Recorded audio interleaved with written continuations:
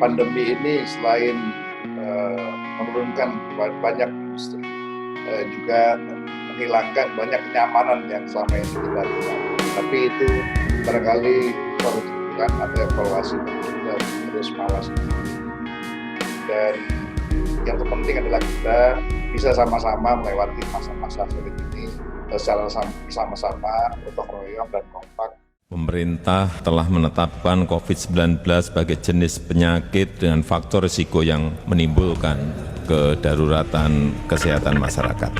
Salah satu caranya adalah dengan seruan bekerja dari rumah. Kita ketahui bahwa saat ini kita semua banyak yang sedang bekerja di rumah karena sedang ramainya wabah COVID-19 yang menyebabkan tingkat kematian dan penyebarannya yang tinggi. Selamat pagi, siang, dan malam dimanapun berada, dan mudah-mudahan teman-teman semua berada di rumah sesuai dengan anjuran pemerintah. Langsung kita aja Mas Bambang, kita akan sesuai tema bagaimana COVID-19 menjadi badai buat industri otomotif dan UKM otomotif di Indonesia. Dan itu sampai saat ini belum tahu pasti kapan selesainya, apalagi ada beberapa pernyataan pengusaha, mereka akan berjalan 100% kalau sudah ditemukan vaksinnya. Mas Bambang, ini data dari BPS tahun 1949 sampai 2018, jumlah motor yang terdaftar itu 120 juta lebih, kalau ditambah dengan mobil menjadi 16.440. Nah, ini industri motor pertumbuhan dari 2015 sampai 2019. 2019 mulai sebenarnya 2019 pencapaiannya tidak sebagus 2018. Nah, ini kita bandingkan dengan Januari 2019 sampai Maret 2019. Kalau kita bandingkan 2020, itu saya belum dapat datanya, Mas, tapi informasi resmi dinyatakan oleh Sekjen IC, Mas Hari, bahwa akan ada penurunan 30% untuk tahun ini diperkirakan. Nah, ini dia, walaupun tidak resmi, beberapa pabrikan itu mengumumkan menghentikan sementara produksi motornya, karena dengan alasan yang paling penting dan sesuai dengan kebijakan pemerintah, sehat dulu lah. Artinya bahwa wabah ini khawatir menghinggapi karyawan-karyawan yang ada di APM Yamaha, dan termasuk Honda, termasuk Suzuki dan Kawasaki, itu mereka menghentikan sampai keputusan pemerintah memperbolehkan lanjut.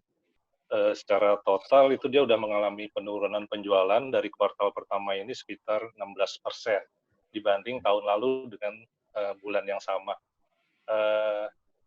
Gaikindo sendiri sudah menurunkan target, Mas. Jadi dari tahun ini targetnya awalnya 1,05 juta ya, 1,05 juta jadi 600.000. Jadi sekitar turun 40% untuk target.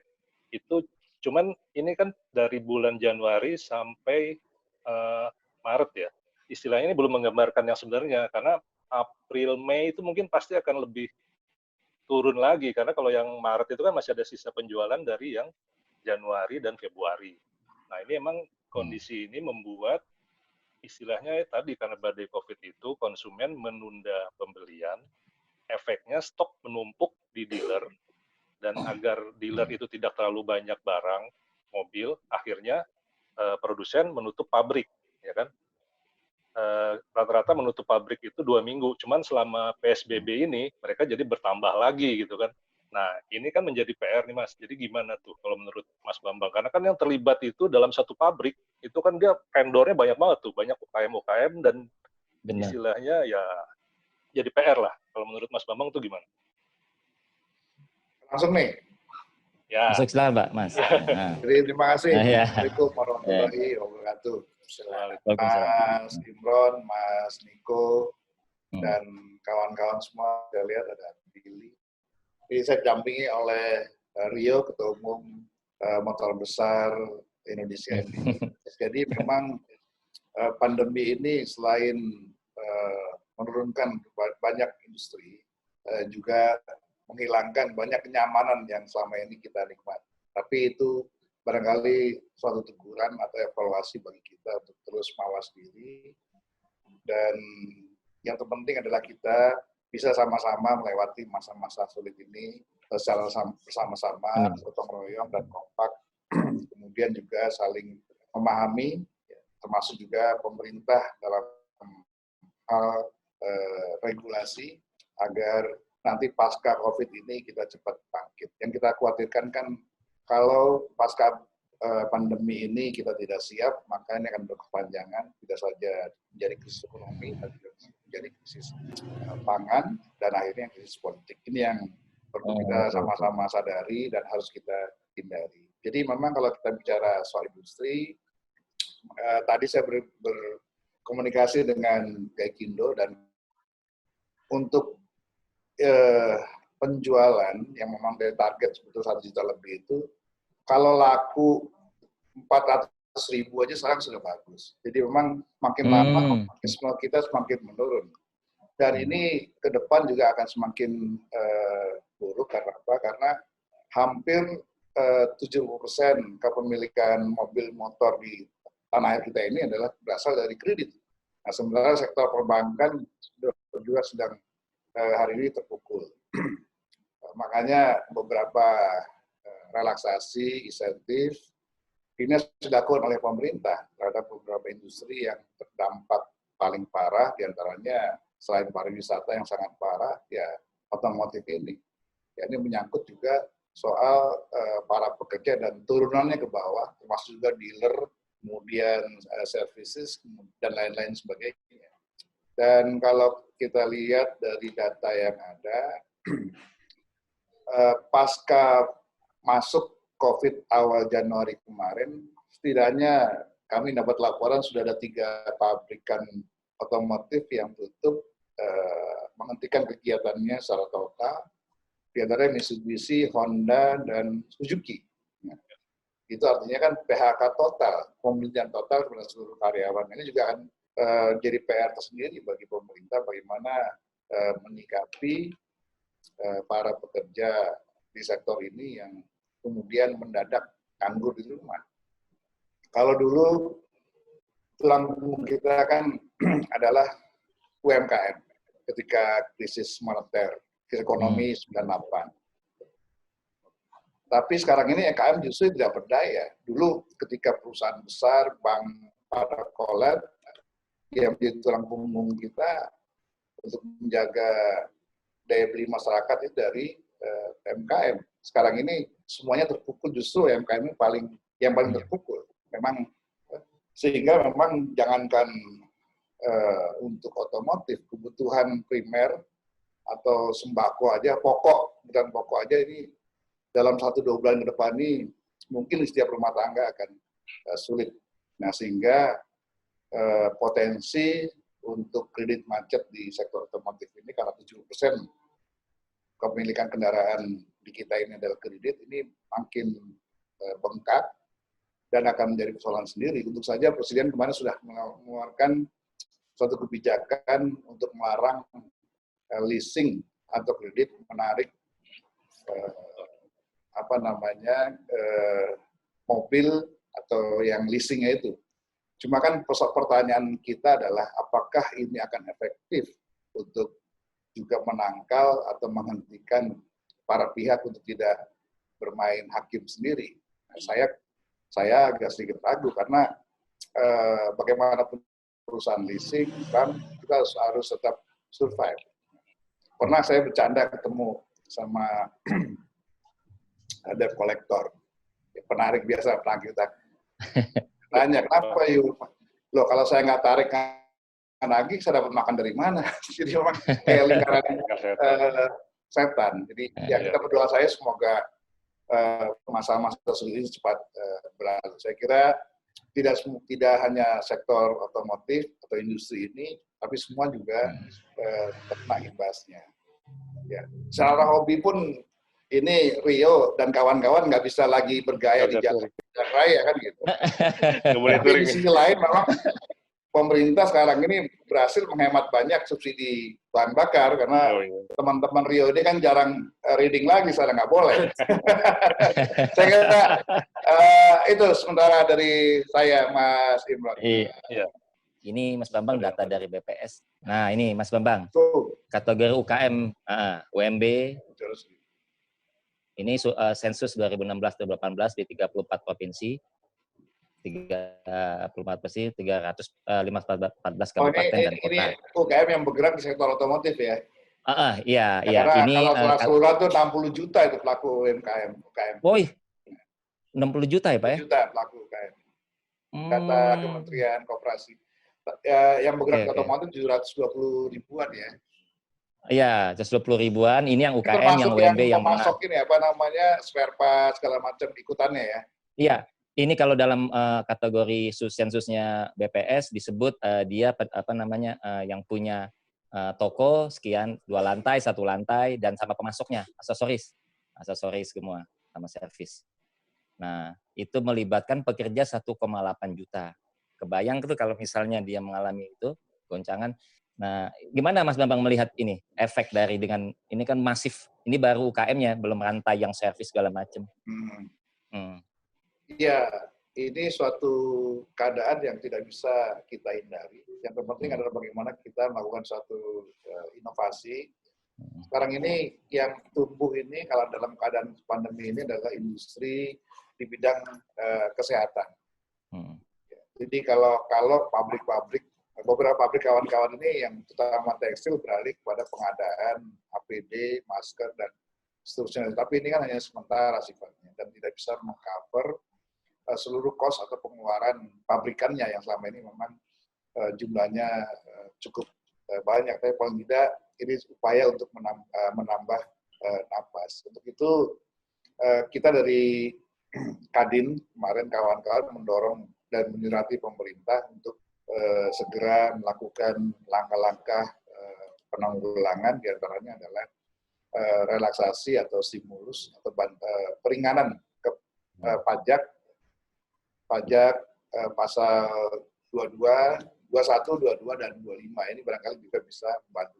Selain kita minta ditambah lagi dana stimulus yang kemarin dialokasikan oleh pemerintah 405 triliun itu bisa didorong menjadi 1.600 triliun untuk bisa menjalankan stimulus ekonomi, terutama menyehatkan perbankan, karena dampaknya sebenarnya bagi pengusaha di semua sektor kan perbankan kolaps semua pasti ikut kolaps. Kalau perbankan disubsidi, kemudian kreditornya diberikan keringanan untuk tidak membayar cicilan pokok maupun bunga minimal 6 bulan ke depan karena ditanggung oleh pemerintah, barangkali ini suatu langkah untuk menjaga ketahanan daripada para pelaku ekonomi kita termasuk UKM. Saya kira itu yang menurut saya yang harus dilakukan oleh pemerintah. Selain tentu saja langkah-langkah untuk menghadapi COVID-19 ini, tapi langkah-langkah untuk tetap menjaga kesinambungan roda perekonomian harus tetap dijaga. Ini Mas Pius yang bahwa ini kan bukan cuma UKM ya keterlibat dampak COVID-19 itu. Kalau kita lihat data dari Ikatan Motor Indonesia, Mas Pius bisa kasih slide-nya Mas? Nah itu, ini yang roda 2 ada total ada 124 event dan itu sudah terlaksana 7 Mas Bambang, dan 117 itu belum terlaksana. Kalau berhitung kita itu 117 event yang tersebar di seluruh Indonesia itu ada menggerakkan 23.400. Ini belum termasuk penyelenggara, pengawas lomba, keamanan, dan logistik, maksudnya pihak hotel, pihak pedagang-pedagang itu. Artinya memang ini yang grassroots-nya gitu. Bagaimana dilibatkan mekanik semua. Nah, ini yang mungkin menurut Mas Bambang, apakah ini akan dampaknya sangat-sangat masif gitu, otomotif ini dengan badai COVID? Ya, udah otomatis tidak hanya di Indonesia, hampir seluruh dunia semua kegiatan itu terhenti, dari mulai sepak bola, tinju, itu berhenti semua. Dan kemudian mobil-mobil yang sudah mempersiapkan seri-seri baru juga tertunda atau depending. Seperti misalnya Tesla akan mengeluarkan seri Y, tapi kan kemudian juga banyak merek-merek lain juga yang punya produk-produk baru tertunda semua karena memang kondisi ekonomi dunia sedang tidak menguntungkan. Mereka sekarang hampir seluruh dunia sedang menghadapi masalah internal sosial politiknya. Amerika hampir tiap hari orang berdemo, juga di beberapa negara, malah di negara timur sana sudah ada pergantian kudeta. Jadi memang ini dampaknya akan sana. Ketika pandemi wabah ini pasti akan mendorong kepada krisis ekonomi, lalu ujungnya adalah krisis sosial dan politik. Karena itu akan berujung pada trust. Ya. Kita berharap di Indonesia ini tidak terjadi, seluruh rakyat masih trust, percaya pada Pak Jokowi sampai nanti berakhir 2024. Ini yang tugas kami di MPR menjaga tetap agar Presiden memimpin kita semua sampai 2024. Karena kalau turun tengah jalan, maka yang rugi adalah rakyat. Oke. Ini yang soal itu kemarin waktu itu kan. Ya, jadi dari Kemenperin kan sudah mengajukan stimulus kepada Menteri Keuangan itu, Mas Bambang. Ada yang mulai dari keringanan pajak, kemudian ekspor impor, 21, 22, 25 ya, itu ya. Terus juga tapi itu sudah ada realisasinya belum ya? Karena ini kan katanya butuh cepat nih. Kalau belum istilahnya cuman usulan tapi belum direalisasi, sedangkan napas sudah ngos-ngosan, ini gimana nih Mas Bambang? Ya, saya juga kadang tidak mengerti di mana masalahnya. Sebenarnya Presiden sudah mengeluarkan instruksi, hanya mungkin birokrasi kita yang tidak memungkinkan semua berjalan dengan cepat. Tapi saya berharap Saudara Menteri Keuangan mengambil langkah-langkah cepat agar kita semua tidak ambruk. Jadi apa yang sudah menjadi kesepakatan dan perintah Presiden, juga apa yang sudah menjadi persetujuan daripada DPR itu harus dilaksanakan segera, terutama dalam hal memberikan relaksasi atau stimulus bagi para pengusaha di semua sektor, terutama yang paling terdampak diantaranya adalah pariwisata dan otomotif. Juga ada lagi tekstil, tapi tekstil ini sebagian sudah mulai beralih ke pengadaan APD walaupun tidak bisa meng-cover. Kemudian apa lagi ya, barangkali yang paling penting sekarang adalah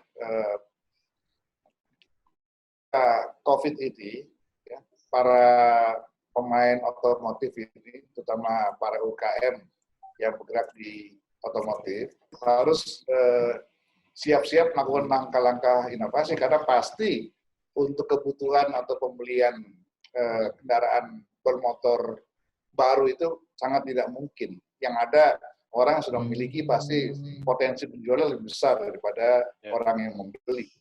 Makanya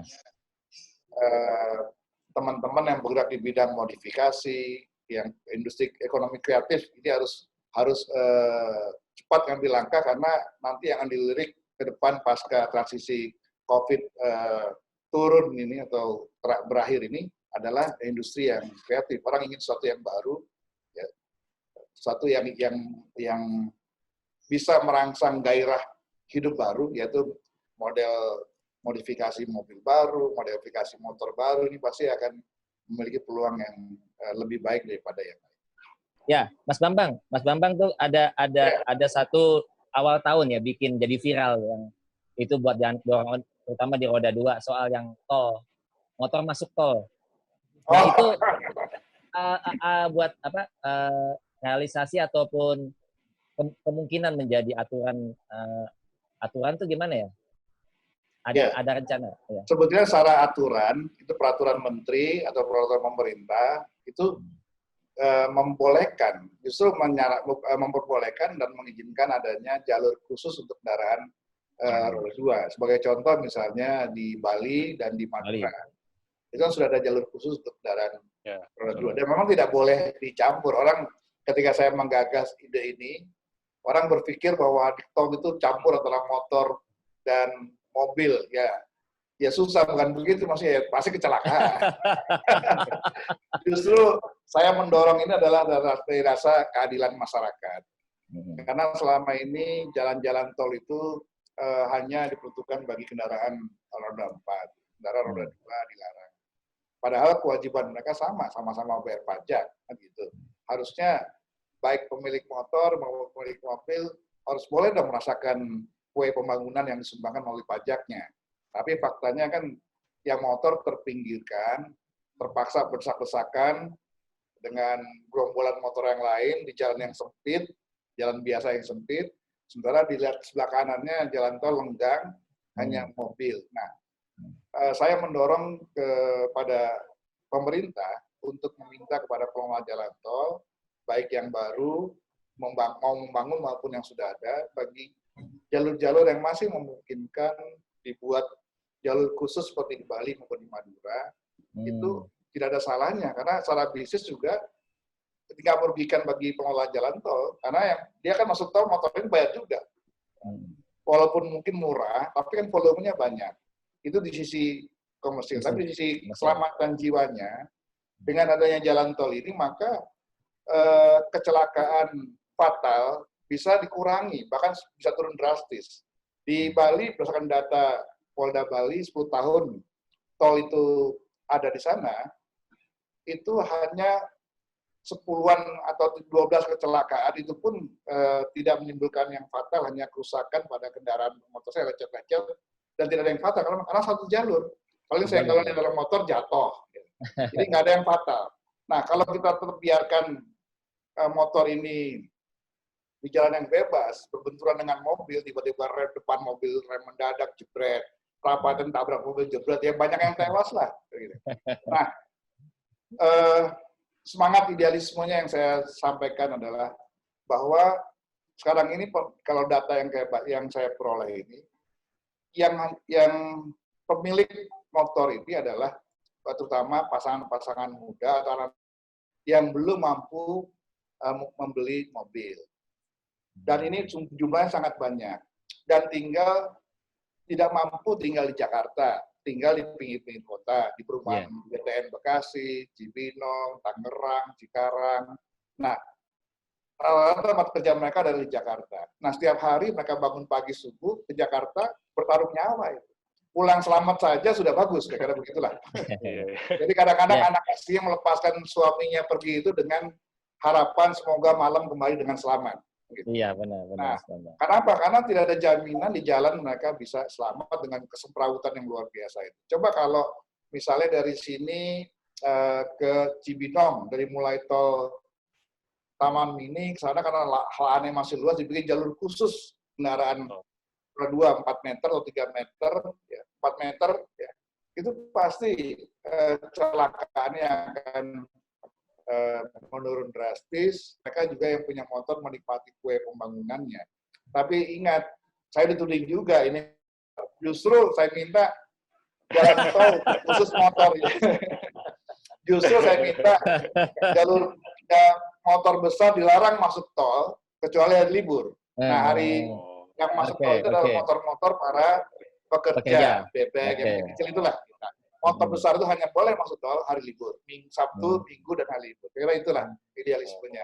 Dan itu kalau tidak ada COVID ini, di Bandung ini sudah mulai mau dibangun jalan tol yang baru dengan ada jalur khusus motor juga di Medan. Ya, mudah-mudahan COVID ini selesai, 2 jalur dalam kota Bandung dan Medan itu bisa ada jalur khusus motor. Motor udah punya jalur khusus sih sebenarnya, jalur busway, Mas. Ini untuk jarak jauh. Mas Pius ada? Ada nih, ada. Oke, silakan. Mas Jiti, silakan. Silakan, Mas. Oke, selamat sore, Mas Bambang. Ya. Oke, saya Jiti nih Mas, yang kemarin telepon. Siapa? Yang Indra Jiti yang kemarin telepon. Oke. Ya. Mas, ini nyambung yang tadi yang motor boleh masuk ke dalam tol, Mas. Artinya apa namanya? Kan dibuat buat motor biasa ya, maksud pekerja, hard worker. Nah, itu saya ada banyak pertanyaan, tapi salah satunya ini. Kalau yang pekerja itu punya motor gede, itu kan jadi masalah, itu satu. Terus yang kedua, bagaimana dengan sistem SIM atau surat izin mengemudi motor. Karena kan ketika dia memasuki suatu hal yang baru, itu kan perlu perlu skill yang beda lagi. Nah, itu kan adanya di SIM. Bagaimana dengan pembagian SIM ini? Kalau nggak salah kan udah mulai diterapkan itu. Itu dulu, Mas. Oke. Jadi kan SIM bukan urusan kita lah, urusan lalu lintas lah, Polri lah itu. Bagaimana mengatasi hal ini. Nah, kalau orang udah bisa sanggup beli motor besar, ya pasti dia punya mobil, lebih memilih mobil dong, nggak hujan, nggak kepanasan maksudnya. Jadi saya pikir nggak usah dipikirin yang punya motor besar dia pakai bekerja, nggak mungkin itu. Oh gitu ya. Kalau bisa sanggup motor besar, dia pasti sanggup beli motor kecil untuk kerja, kan gitu aja. Dia pakai motor kecil hari biasa, lalu dia jalan-jalannya pakai moge, kan gitu. Kalau ini Mas Bambang, untuk apa yang rencana di legislatif untuk sektor otomotif, industri otomotif untuk saat ini dan setelah COVID 2019 kalau memang sudah mudah-mudahan secepatnya ini. Ya, sebenarnya tidak per sektor, tapi secara keseluruhan bahwa kita sedang mendorong adanya pemerintah melakukan langkah-langkah recovery seperti usulan Perpu. Ini Perpu juga menarik Perpu, ya, untuk segera dilaksanakan, tapi memang masih ada beberapa kendala karena banyak pihak yang tidak menghendaki adanya Perpu itu terjadi pelanggaran Undang-Undang Dasar 45, seperti permintaan hak imunitas atau kekebalan hukum, karena kita adalah sama di mata hukum, itu bunyi Undang-Undang Dasar 45. Tapi kita masuk bicara politik lah. Yang penting sekarang bagaimana kita di DPR juga sama semangatnya sama dengan pemerintah, bagaimana ekonomi ini bisa kita recovery secara cepat melalui berbagai sanksi dan stimulus. Oke. Tadi mungkin mau nambah sedikit, Mas Bambang. Kan tadi udah cerita bahwa Kemenperin sudah mengajukan stimulus dan sebagainya. Tapi itu kan rata-rata buat industri besar istilahnya gitu, Mas Bambang. Kan juga kadang ada relaksasi yang katanya buat kredit segala macam. Tapi ternyata itu berlaku secara menyeluruh. Kalau kita bicara soal kredit, kita bicara soal relaksasi stimulus itu untuk seluruhnya. Nah, untuk seluruhnya. Iya. Ya kan kemarin juga sempat ramai itu Mas Bambang bahwa ternyata katanya bebas, tapi terjadi istilahnya apa ya? Salah paham lah istilahnya dari yang nasabah, wah hore bisa kredit nggak bayar nih. Tapi begitu ditanya sama leasingnya atau lembaga pembiayaan, wah nggak semua bisa gitu kan. Jadi istilahnya emang ada kebijakan itu yang mungkin harus didetailkan kali ya ke masyarakat juga. Ya, untuk itulah makanya lembaganya juga. Ya, kita minta kepada OJK sebagai lembaga pengawas sektor keuangan untuk secara ketat dan tegas menindak perbankan maupun leasing yang melanggar atau tidak mematuhi apa yang telah menjadi kebijakan pemerintah. Jadi sebisanya sekarang ini kita semua masa sakit dulu lah. Singkirkan dulu pikiran untuk mengambil keuntungan, tapi memang ini semua dilematis. Tapi kita mendukung semua DPR yang menjadi kebijakan pemerintah sektor ekonomi, yaitu kita pemerintah harus bisa mengarahkan kebijakan menjadi penyangga atau bumper daripada tugas daripada kita semua menjaga daya beli masyarakat, menjaga daya beli rumah tangga melalui berbagai policy kebijakan itu. Tidak saja Kementerian Perindustrian yang mengeluarkan kebijakan untuk meningkatkan sektor industri dengan sektor usaha, tapi juga Kementerian Sosial juga selalu membantu masyarakat melalui PHK dan berbagai bantuan stimulus lainnya. Walaupun dalam pelaksanaan kadang ada bakir ya, antara harapan dan keinginan fakta di lapangan memang kadang ya itu realitas politik, realitas rakyat kita, realitas birokrasi kita yang harus kita pahami dan juga harus kita hadapi sama-sama bahwa apabila sudah pucuk pimpinan mengeluarkan kebijakan, presiden dalam hal ini, maka di bawahnya turunannya harus patuh. Nah, sekarang memang di bawahnya ini yang agak yang susah saya menjelaskannya. Oke. Oh ya, Mas Bambang, tadi saya agak kepotong. Yang soal perkiraan pertumbuhan ekonomi Indonesia, Ibu Sri Mulyani, itu dia angkanya sih sepertinya pesimis ya, 1,5%. Yang awalnya 5 sekian persen. Dan pertumbuhan ekonomi itu kan di dalamnya ada transaksi otomotif ya. Nah, artinya Mas Bambang mungkin punya nggak buat yang konkret gitu ya, artinya bisa kegambar apa yang mesti dilakukan para UKM atau paling tidak UKM lah, karena apa?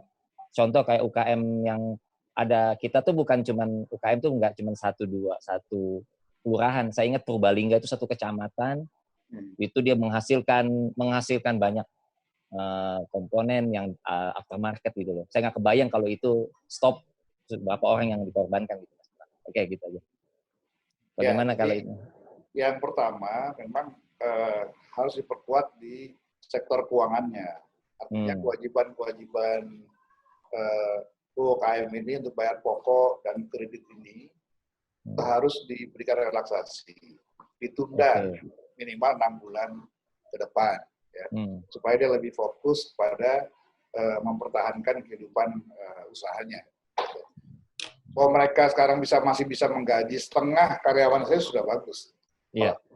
Jangan juga dipaksa untuk bayar uang cicilan pokok maupun bunga untuk bayar cicilan. Karena apa? Karena pasar sekarang sudah tertutup. Karena semua dengan PSBB di mana-mana ini, maka penjualan stuck dan tidak ada pembelinya, terutama di beberapa sektor yang masih bisa bertahan. Sekarang hanya sektor makanan aja, konsumsi, karena ini memang tidak bisa dihindari. Nah, tapi menurut saya pasar daripada kontrak-kontrak UMKM ini tidak boleh. Makanya saya setuju dengan apa yang dinyatakan oleh Profesor Mahfud itu. Pengusaha-pengusaha besar, pemerintah, daerah maupun pusat, itu tidak boleh membatalkan secara sepihak kontrak-kontrak yang sudah ditandatangani dengan UKM. Ya. Karena dengan alasan pandemi ini. Ditunda boleh, tapi dibatalkan tidak boleh. Sehingga kontrak itu masih berharga bagi perbankan, bagi sektor keuangan untuk melakukan pembiayaan terhadap UKM. Jadi itu menurut saya langkah-langkah yang konkret yang bisa dilakukan oleh pemerintah adalah melakukan pendataan, melakukan suatu mapping, ya, mana-mana UMKM yang harus diberikan stimulus yang ketat, diringankan untuk tidak membayar cicilan pokok maupun bunganya selama 6 bulan ke depan, dia fokus untuk mempertahankan usahanya dan kemudian berusaha untuk tetap mencari pasar-pasar baru dari produk-produk UKM itu. Oke. Ya, ini ada beberapa yang mungkin sudah pengen menyampaikan pertanyaan langsung juga. Silakan. Ko Billy salah satunya tadi yang mau bertanya. Silakan Ko Billy. Silakan. Ya, selamat sore Mas Bambang. Assalamualaikum. Waalaikumsalam. Ya, waalaikumsalam. Ya, sehat-sehat Mas Bambang, Mas Rio dari MBI ya. Sama bro saya Joel, apa kabar? Joel. Mas, soal ini Mas, harga bensin kan turun ya, harga minyak turun. Mungkin juga isu udah agak lama gitu ya. Itu apa benar mungkin di tanah air gitu akan ada penyesuaian? Saya nggak bilang turun deh, disesuaikan harga bensinnya. Barangkali ya. Barangkali ada info gitu. Iya, Mas. Ya, harusnya kan apa yang menjadi komitmen pemerintah, harga penjualan BBM itu menyesuaikan harga dunia. Harusnya memang sudah ada keputusan untuk menyesuaikan harga yang sekarang terjadi penurunan di dunia. Tapi mungkin karena dalam tanda petik ya, suasana yang pandemi ini pemerintah sedang fokus melakukan pembiayaan untuk penanggulangan COVID-19 ini, terutama di sektor kesehatan, memperkuat pengadaan penyelamatan nyawa akibat pandemi 19 ini, maka untuk pengurangan itu belum dilakukan. Tapi kita di DPR terus mendorong pemerintah untuk juga konsisten dengan apa yang menjadi komitmennya, bahwa harga BBM ini disesuaikan dengan fluktuasi harga dunia. Kita berharap ini bisa dilakukan segera. Mudah-mudahan nanti komisi terkait, komisi 7 maupun komisi 6 bisa berkomunikasi dengan pemerintah atau mitra-mitranya untuk penurunan daripada harga BBM. Baik. Terima kasih, Mas. Ada yang lain? Baik, Mas? yang lain silakan. Tapi sebetulnya pengaruhnya juga tidak banyak, karena konsumsi BBM di tengah ini menurunnya drastis juga. Jadi iya. Saya ini mungkin pertanyaan terakhir ya. Ini ada soal yang konkret, yang soal ini. Dulu Mas Bambang juga mengusulkan adanya mempercepat alih produksi, alih industri, atau seperti kayak bagaimana di luar negeri Bosch bikin ventilator atau Ford bikin ventilator, itu yang industri otomotif. Memungkinkan nggak sih industri otomotif dalam kondisi COVID gini alih produksi buat sementara, dia juga punya keuntungan, dan gitu juga ininya. Gitu aja, Mas. coba saya. Ya, Mas Bambang. Oh ya, jadi sebetulnya kita ini sedang membutuhkan banyak alat ventilator. Cuma memang regulasi kita agak ketat. Kemarin Pindad menemukan dan sudah memproduksi ventilator dan sudah diuji dan layak pakai, tapi izin dari Kementerian Kesehatannya untuk memenuhi standar kesehatan ini sampai sekarang ini belum keluar izinnya. Padahal harga ventilator itu ratusan juta kalau kita impor, 400 sampai 500, bahkan ada 1 miliar lebih. Tapi Pindad berhasil membuat antara sekitar 10-an sampai 40-an, 50-an juta per unit. Nah, bahkan mereka sanggup untuk kelas yang 10 juta. Nah, tapi itu lagi-lagi kita mungkin berhadapan dengan regulasi yang sangat rumit dan sulit, untuk tidak mengatakan bahwa kita sedang berhadapan dengan mafia pengadaan alat kesehatan seperti yang disinyalir oleh Erik ya. Tapi saya kira ini tantangan juga bagi pemerintah, bahwa hal seperti ini harus segera disingkirkan, dan kita produksi massal itu apa yang bisa dihasilkan oleh Pindad ya. Itu dengan 10 juta, itu kalau diproduksi massal itu kita bisa kirim ke puskesmas. Nah, seperti yang kita ketahui, penyakit virus COVID-19 ini kan menyerang pernapasan paru-paru. Nah, alat penyambung nyawanya itu ada di ventilator kalau sudah pada tingkat yang sangat parah. Ya. Kalau dia mungkin dia punya penyakit yang ikutannya ada, maka tingkatan parah menyumbat pernapasan, maka salah satu untuk menyambung nyawa dia adalah lewat bantuan ventilator. Nah, ini juga kalau regulasinya tidak terlalu rumit, saya mendorong industri-industri otomotif baik yang home industry maupun yang pabrikan itu produksi aja massal ventilator ini sebanyak-banyaknya, itu akan menguntungkan rakyat kita semua. Dan karena beberapa pasien yang meninggal itu adalah gagal ketika harus antri dengan ventilator. Seperti anak teman saya kemarin meninggal karena antri, harus menunggu pemakaian ventilator karena rumah sakitnya terbatas, dia menunggu giliran. Nah, sambil menunggu giliran itulah kemudian nyawanya melayang. Kira-kira nggak tertolong lagi ya, gitulah. Ini kadang-kadang saya juga heran dengan aturan regulasi yang ada, yang sulit, yang mudah itu disulit-sulitkan gitu. Saya nggak ngerti. Karena ini kita bertaruh soal nyawa dan keselamatan masyarakat. Jadi sebetulnya ini sudah dipikirkan oleh pemerintah. Cuma di bawahnya inilah, birokrasi bawahnya ini kadang menghambat.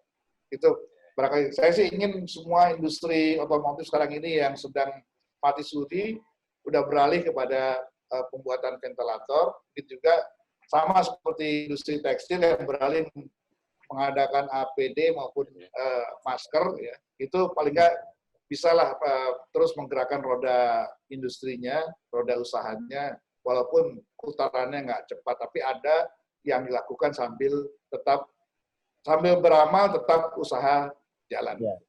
Begitu Pak Niko. Oh ya, Pak. Terima kasih. Oke. Gimana, Mas Yus? Ini Tadi boleh izin, kayaknya seru deh. Ada satu lagi yang pengen banget nanya nih Mas Gumay. Mas Gumay dari Mercedes. Habis itu kita close ya. Habis itu kita close teman-teman. Silakan Mas Gumay. Selamat sore Mas Bambang. Ya, selamat sore. Ya, saya dari Mercedes-Benz Club Indonesia. Tadi Omar Corleon titip salam buat Mas Bambang. Ya, salam hormat kembali. Ya, baik Mas Bambang, teman sedikit melihat situasi saat ini nih. Di saat situasi pandemi, semua teman-teman kita yang di otomotif, motor banyak parkir, terus mobil-mobil juga banyak parkir, gitu kan ya. Kenyataannya banyak juga yang sering colong-colongan masuk tol, gitu kan ya, atau touring-touringan, gitu kan ya. Yang akhirnya situasinya jadi, beritanya jadi ya nggak baik lah buat kita, teman-teman klub lah situasinya. Akhirnya kalau di Mercedes-Benz Club Indonesia sendiri, kita lagi merancang touring virtual nih. Ya, gimana ceritanya? Ya, kita baru mau persiapkan minggu depan. Jadi nanti gimana konsepnya? Kalau di Mercedes-Benz Club Indonesia ini kan kita tersebar dari beberapa regional. Jadi nanti semua masuk ke dalam mobil, semua pegang HT, semua masuk ke dalam Zoom meeting, ya kira-kira kayak touring lah. Menghayal. Boleh. Karena nanti kan kita setiap perwakilan regional nanti disambut dari Cirebon, disambut lagi nanti dari Jogja, mungkin terus sampai ke Bali. Oh, jadi seolah-olah gitu ya? Iya, rencana juga kita... Idenya bagus juga. Iya, rencana juga kita mau kilik-kilik Kementerian Pariwisata juga nih. Karena nanti waktu masuk, nanti kan kalau di di Zoom ini kan bisa pakai background tempat wisata dan lain-lain. Jadi kita ingin mengobati rasa kerinduan kita untuk touring. Cuman sedikit gimana himbauan dari Mas Bambang buat teman-teman klub supaya nggak colong-colongan, supaya nggak jadi terjadi kecelakaan di mana-mana di saat mengobati kerinduan. Ya, kan kalau anak klub itu kan, apalagi otomotif kan rindunya touring kan, Mas Bambang? Ya, itu aja Mas Bambang. Terima kasih. Ya, jadi memang ya kita himbau pada kawan-kawan untuk menahan diri lah dulu, tetap di rumah. Tapi kalau kerinduan itu sudah tidak tertanggulangi lagi, ya seperti yang tadi sarannya Mas Gayo itu ya, touring-touringan aja, Mas Gumay ya, touring-touringan dalam mobil, belakang ngebut, di garasi kan gitu aja. Touring virtual. Iya. Yang repot kan ini motor di sebelah kiri saya nih, Mas Rio nih. Gimana caranya belakang touring-touringan? Tapi ya sekali lagi, ini kembali kepada nilai-nilai kesadaran kita dalam berbangsa dan bernegara. Kita juga memberikan rasa empati, menunjukkan kepada kita juga patuh terhadap peraturan yang sedang dikeluarkan oleh pemerintah, dan peraturan itu bukan untuk apa-apa, tapi untuk keselamatan kita semua. Kita dilarang keluar itu bukan melarang kesenangan kita, tapi justru pemerintah menghendaki jangan sampai kita keluar, pulang membawa penyakit, menularkan anak istri kita, cucu, ibu, bapak, nenek, kakek, kan gitu. Tapi sebetulnya ini tujuan sampai, sehingga kembali kesadaran kita masing-masing. Tolonglah dalam beberapa minggu ini kita patuhi tetap di rumah agar keluarga kita semua sehat dan kita pulang ke rumah tidak membawa penyakit. Saya kira itu dari saya, lebih dan kurangnya. Saya mohon maaf kepada kawan-kawan semua, tetap semangat. Wabillahi taufiq wal hidayah. Assalamualaikum warahmatullahi wabarakatuh. Mas Bambang, sebelum bubar mungkin Mas Bambang pantun dulu nih. Kan biasanya pantun nih kalau penutupan sidang. Nah, ini harus kita todong pantun dulu. Benar. Ayo, bisa nggak? Oke, cuci tangan sampai bersih. Cukup sekian, terima kasih. Oke. Gimana Mas Pius? Sudah, oke, cukup. Terima kasih banyak. Acara sore ini bisa kita akhiri. Terima kasih banyak Pak Bambang, Mas Pilot, Mas Itu. Selamat menunaikan ibadah puasa teman-teman. Stay safe, tetap jaga kesehatan, jaga jarak, jangan mudik, dan tetap bertahan di rumah aja. Oke. Semoga kondisi ini tetap. Terima kasih Mas Bambang. Selamat sore. Thank you.